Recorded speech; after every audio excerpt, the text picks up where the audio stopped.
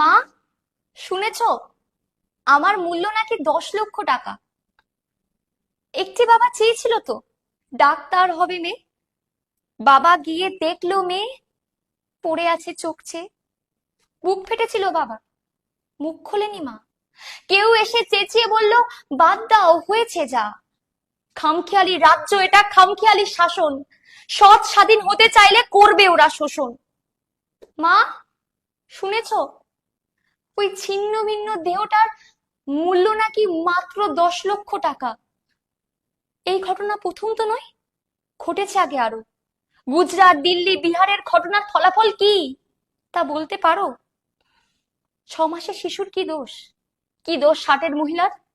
ধর্ষিতা হয়েও ক্ষমতার ফলে পায় না ন্যায্য বিচার। ভগবানের পরে ডাক্তার জানি বাঁচাতে পারে প্রাণ। সেই ডাক্তার বিচার চায়, চায় না কোনো ত্রাণ। চাইছে বিচার ভয়ে ভয়ে, এটাই তাদের মোক্ষ। রেপিস্ট হয়তো ওই ভিড়েতেই খুঁজছে নতুন লক্ষ্য।